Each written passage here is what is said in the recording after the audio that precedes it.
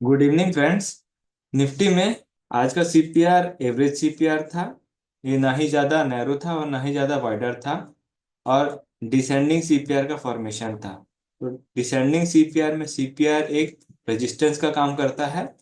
यहाँ पे जो डेज ओपन की लाइन बनी है, इसका लेवल आ रहा है 23,550 के आसपास। इसको मार्क कर लेते हैं।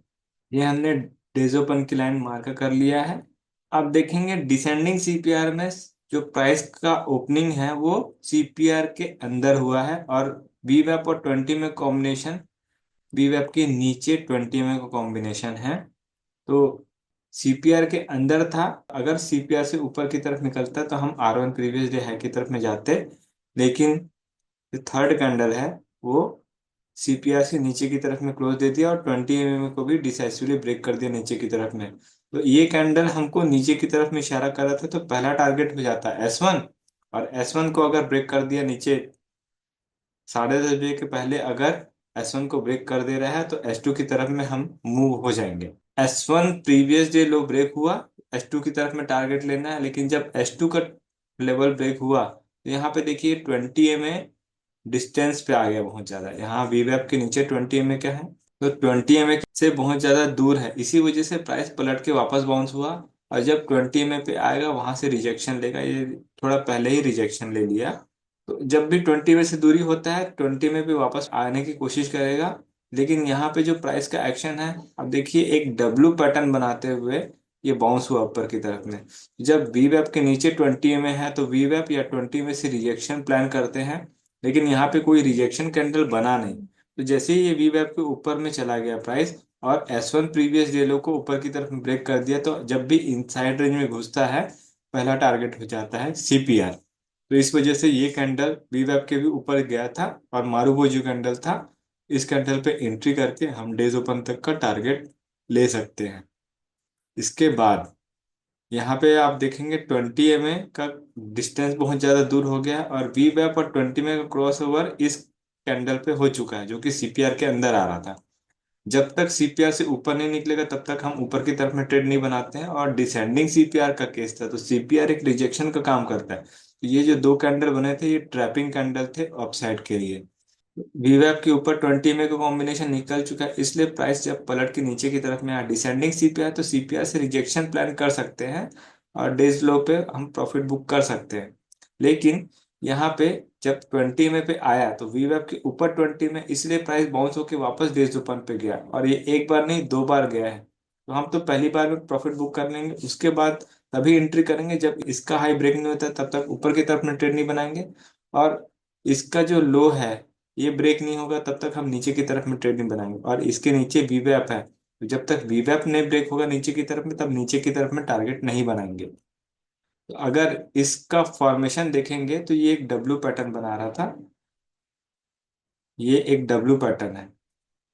तो जब भी ऐसा पैटर्न बनता है ना, ये हो गया है इसका नेकलाइन। ये जैसी नेकलाइन ब्रेक होगा हम ऊपर की तरफ में टारगेट बना लेंगे। अब यहाँ पे कंसोलिडेशन होने लग गया, तो जब तक कंसोलिडेशन टूटता नहीं तब तक मोमेंटम नहीं आएगा। तो इसका हाई लेवल ये हो गया, ये इसका हाई जोन है, और ये इसका लो जोन हो गया। जब तक ये नीचे नहीं टूटेगा तब तक नीचे मूवमेंट नहीं आएगा, जब तक इसका ऊपर नहीं टूटेगा तब तक ऊपर की तरफ में ट्रेड प्लान नहीं बनेगा। तो ये कैंडल तोड़ा है तो इसलिए यहाँ पे ट्रेड बनता था पुट में। तो हम नीचे की तरफ में जब ट्रेड बनाएंगे तो 2:30 बजे तक अपन ट्रेड को क्लोज कर देंगे। तो 2:30 बजे का कैंडल ये बना है तो यहाँ तक अपना ट्रेड को क्लोज कर देंगे।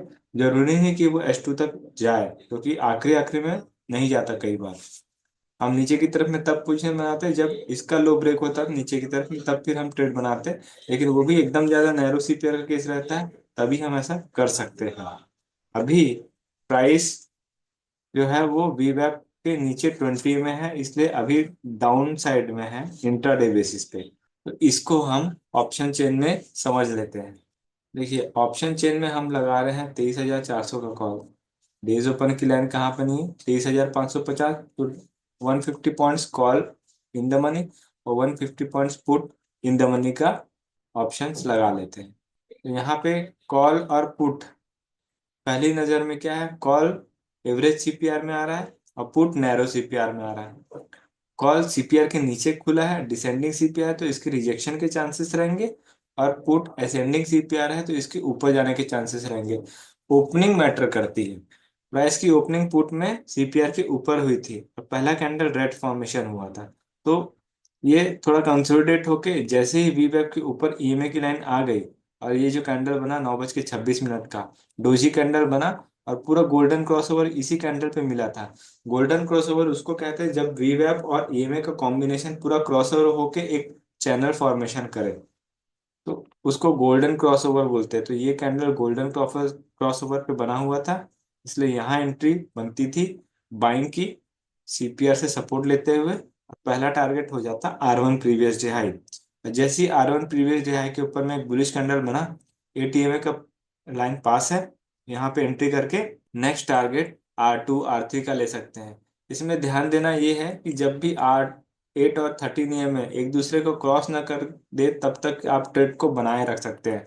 अगर ऐसा करते हैं, नैरो सीपीआर में मोमेंटम बहुत फास्ट आता है, तो अगर यहाँ पे एंट्री कर रहे हैं या इस कैंडल पे एंट्री कर रहे हैं तो तब तक ट्रेड को मत छोड़िए जब तक 8 और 13 वापस एक दूसरे को क्रॉस ना कर जाए।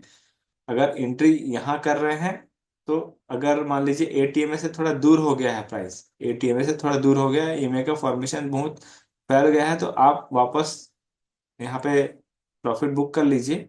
जब दूर हो गया तो फिर मारने दीजिए पास, और एटीएमए से जब बुलिश कैंडल बने तो फिर से एंट्री कीजिए। ऐसे करके आप ट्रेड छोड़ सकते हैं।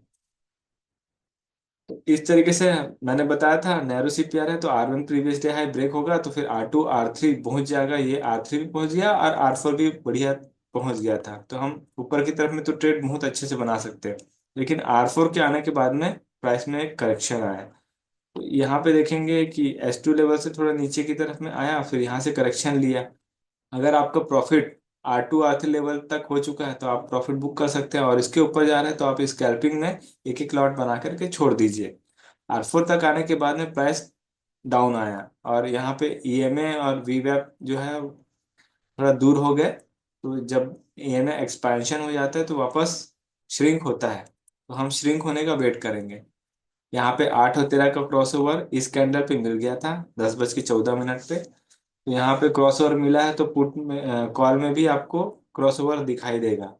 लेकिन कॉल में तब पोजीशन बनाने है जब पूरा ईएमए का कॉम्बिनेशन वीवैप के ऊपर आ जाए। यहाँ पे जो वीवैप के ऊपर ईएमए की लाइन आई है वो इस कैंडल पे तो नहीं आई थी, लेकिन ये थोड़ा ऊपर गया, उसके बाद एटीएमए क्रॉसओवर दे दिया ऊपर की तरफ में, और यहाँ पे एटीएमए आया तो पहली बार में जाने देना है। और उसके बाद जब एटीएमए से सपोर्ट ले तब आप यहाँ पे इंटर कर सकते हैं, और पहला टारगेट क्या लेंगे, S1 का। और S1 ब्रेक हो जाता है तो नेक्स्ट टारगेट प्रीवियस डे लो का ले सकते हैं। और प्रीवियस डे लो आने के बाद में आप एटीएम से अगर दूर आ गए हैं तो फिर से आप एटीएम के पास में जाएंगे, और एटीएम पे जब आता है प्राइस तो यहाँ से आप एंट्री करके सीपीआर तक का टारगेट ले सकते हैं। लेकिन यहाँ पे भी आपको वैसे ही मोमेंटम मिलना चाहिए नीचे की तरफ में, और 8 और 13 एक दूसरे को नीचे की तरफ में लेके जाना चाहिए। यहाँ पे भी कोई क्रॉसओवर नहीं चाहिए हमको, और जब भी आपके नीचे आ गया प्राइस तो आप ऊपर की तरफ में तो ट्रेड प्लान बना ही सकते हैं। लेकिन जब पुट में सीपीआर पे आ जाए कैंडल, जैसे कि पुट में सीपीआर का लेवल आ गया 11:14 पे, तो आपको कॉल से हट जाना है। कॉल में आप यहाँ तक प्रॉफिट बुक करके निकल जाइए अगर आपने यहाँ पे ट्रेड पकड़ा हुआ है तो इस तरीके से आप कॉल और पुट का सिनेरियो देख करके ट्रेड कर सकते हैं। उसके बाद यहाँ पे पूरा जिगजैग मोमेंटम था, क्योंकि कॉल में सीपीआर से नीचे उतरा तो S1 और S2 तक चला गया। मैंने कल बोला था कि सीपीआर एवरेज आ रहा है तो हम S1 और S2 तक का टारगेट ले सकते हैं, ऊपर जाता तो R1 R2 का टारगेट ले सकते हैं। और पुट में नैरो सीपीआर आया था तो अगर R1 ब्रेक होता है तो R2 और R3 तक भी जा सकता है, हालांकि आज R4 तक भी चला गया। तो हम कॉल में देखेंगे नीचे का भी टारगेट डन हो गया और ऊपर का भी टारगेट डन हो गया सीपीआर तक, इसलिए इसके बाद का जो ट्रेड था पूरा जिगजैग मैनर पे रहा है, तो हम यहाँ पे ट्रेड लेने से तो बचेंगे। और फिर से अब पुट में एंट्री कब बनेगी या कॉल में एंट्री कब बनेगी, कॉल में तो ट्रेड हो चुका है, तो अब पुट में ट्रेड बनाने की कोशिश करेंगे। तो पुट में कब ट्रेड बनेगा, जब ये वीवेब के ऊपर पूरा ईएमए की लाइन आ जाए। तो यहाँ पे वीवेब के नीचे ही ना ईएमए का क्रॉसओवर हो चुका था, इसके पहले भी क्रॉसओवर हुआ था यहाँ पे, लेकिन यहाँ पे जब ऊपर की तरफ में गया तो एटीएमए कहीं पे भी क्रॉस नहीं किया है बी वेब को। यहाँ पे क्रॉस करने की कोशिश किया जरूर था, लेकिन पूरा वापस नीचे की तरफ में आ गया। तो यहाँ पे ट्रेड बन नहीं रहता, हम पहली बार में ट्रेड नहीं लेते, जब एक रिट्रेस करता है तब ट्रेड लेते हैं। तो यहाँ पे भी आप देखेंगे क्रॉसओवर मिला, तो पहली बार में ट्रेड नहीं ले, ऊपर जाने दीजिए, फिर वापस पलट के नीचे आया और एक डोजी कैंडल का फॉर्मेशन हुआ। तो ये कैंडल बहुत बेस्ट होता है। अगर हैमर टाइप का कैंडल बनता है तो हम इसका हाई पे एक एंट्री लेके स्टॉप लॉस भी आपको रख सकते हैं। यहाँ पे ईएमए का फॉर्मेशन राइजिंग था, इसलिए हम यहाँ पे ट्रेड ले सकते थे। और एंट्री यहाँ करेंगे या तो इस कैंडल का हाई ब्रेक होगा तब हम एंट्री कर लेंगे, क्योंकि एटीएमए के आसपास ही हमको एंट्री करना है। और पहला टारगेट क्या लेंगे, R2 का। और R2 ब्रेक हो जाता है तब फिर हम R3 का ट्रेड लेंगे। लेकिन अगर एटीएमए से दूर हो गया तो पलट के आने दीजिए वापस एटीएमए के पास, तब यहाँ पे एंट्री कीजिए और टारगेट R3 का ले सकते हैं। इसके बाद ट्रेड को अवॉइड ही करना था, क्योंकि आप बायर हैं, आपको लिमिटेड ही ट्रेड मिलेगा। तो इस तरीके से आज का ट्रेड प्लान था। आई होप आप लोग को समझ में आया होगा। Thank you. फ्रेंड्स, अगर आपको हमारा वीडियो कोर्स फ्री में चाहिए तो नीचे दिए हुए डिस्क्रिप्शन में जो हमारा डीमैट अकाउंट का लिंक है उससे आप अकाउंट ओपन कर सकते हैं और नीचे दिए हुए व्हाट्सएप नंबर पर शेयर कर सकते हैं। इससे आपको हमारा कोर्स फ्री में मिल जाएगा और आप हमारे व्हाट्सएप के लाइव ग्रुप में भी ऐड हो जाएंगे, ताकि आपका जो भी क्वेरी क्वेश्चन डाउट है उसे आप पूछ सकते हो और सही समय पे सॉल्व करा सकते हो। अगर आपको हमारा वीडियो कंटेंट अच्छा लगा तो वीडियो को लाइक ज़रूर कीजिए और चैनल में नए हैं तो चैनल को सब्सक्राइब कर लीजिए। Thank you. For advance learning, join our master class, link in the description below.